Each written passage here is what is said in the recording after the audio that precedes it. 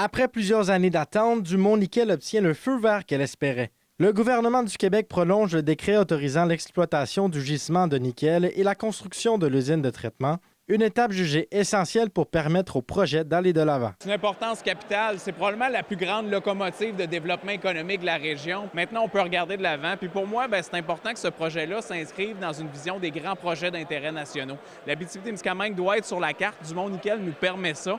Le décret initial avait été accordé en 2015 avant d'être modifié en 2019 et en 2023 pour tenir compte de l'évolution du projet.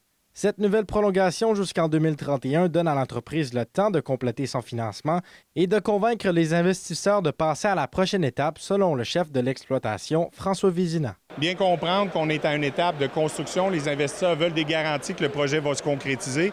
Le décret qui nous permet justement d'obtenir tous les autres petits permis sectoriels était l'étape fondamentale.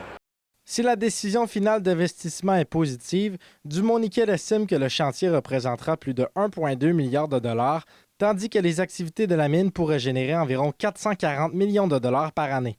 L'entreprise affirme aussi vouloir limiter les impacts du projet grâce à une collaboration avec la communauté et la Première Nation Abitibi-Wini. Les appuis de la communauté de la nation Abitibi-Wini témoignent justement de notre approche de collaboration, de discussion, de dialogue avec la communauté, justement pour minimiser les impacts et, je dirais même, développer des alternatives, des leviers, comme on a parlé de la compensation pour la restauration de parcs orphelins ici en Abitibi.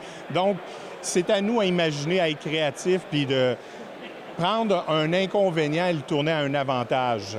Dumont-Nickel doit maintenant franchir l'étape de la décision finale d'investissement pour aller de l'avant. Les travaux pourraient débuter à l'hiver 2027, alors que les premières infrastructures minières pourraient prendre forme à l'été 2028. Zachary Desrosiers, RNC Nouvelles, à Launay.